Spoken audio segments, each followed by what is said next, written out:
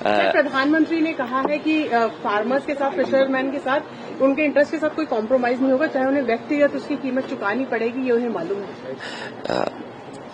Bharatiya Janata party को ये बात 10 साल पहले सोचना था कि हमें अपने किसानों के हित के लिए, खेतीबाड़ी के लिए, दूध और दूध के बने हुए तमाम पदार्थों को लेकर के हमें हमेशा चिंतित रहना चाहिए और प्राथमिकता पर हमें अपने हर सेक्टर का ध्यान रखना है। उद्योग खत्म हो जाए, उद्योगपति कारोबार खत्म हो जाए, किसान बर्बाद हो जाए, नौजवान को नौकरी रोजगार न मिले तो हमारा देश जा कहाँ रहा है।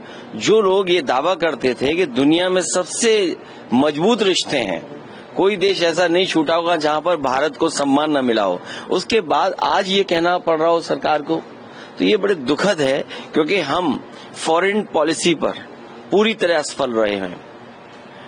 किसान के हितों पर जो वादा किया था कि हम आय दोगुनी करेंगे, वो आय दोगुनी नहीं हो पाई है। नौजवान को नौकरी रोजगार नहीं मिला है और जिस तरह लगातार पाबंदियां लगती जा रही हैं, ये कहीं न कहीं हमारा देश संकट में है, अर्थव्यवस्था संकट में है, किसान संकट में है, नौजवान संकट में है, पूरा चौतरफा हमारा भारत घिर गया है। सर, पर जिस तरीके से ट्रंप ने जब यूएस टैरिफ लगाया, उसके बाद जो स्टेटमेंट आई एमईए की, जिसमें उन्होंने कहा है कि हम बिल्कुल नहीं झुकेंगे और थ्रेटनिंग टोन हमारे साथ काम नहीं करेगी, उसको आप कैसे देखते हैं? अमेरिका से रिश्ते तो आपको रखने ही पड़ेंगे और अमेरिका से रिश्ते आज के नहीं हैं। अमेरिका जैसे ताकतवर देश से आपके रिश्ते पहले से बहुत रहे हैं।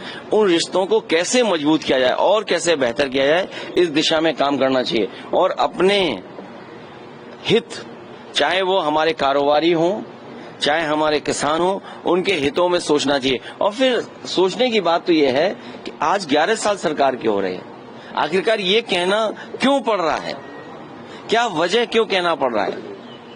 बहुत सारे ऐसे फैसले हुए होंगे कहीं न कहीं कि आपने कुन कारोबारियों को लाभ पहुंचाने का काम किया हुआ सरकार ने, कहीं वो बात तो नहीं है। क्योंकि फॉरेन पॉलिसी देश के लिए बननी चाहिए थी, फॉरेन पॉलिसी में कुछ लोगों के हित नहीं साधने थे, शायद कहीं यही बात तो नहीं है, क्योंकि अभी जानकारी बहुत नहीं है, लेकिन मुझे उम्मीद है कि भारत दुनिया में सबसे मजबूत दिखाई देगा देश।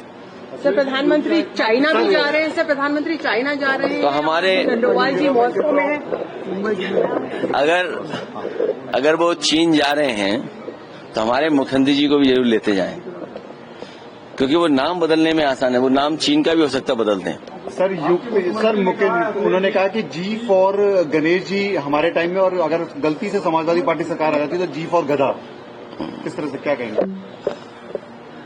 जो जैसा पढ़ाई करता वही बोलेगा, जो जिसने जैसा पढ़ा होगा वही बोलेगा। उत्तर प्रदेश को हम लोग ये बताते रहे कि 3x616 super critical thermal plant लगेगा, तो उससे हमारा किसान, कारोबार और रोजगार बढ़ेगा।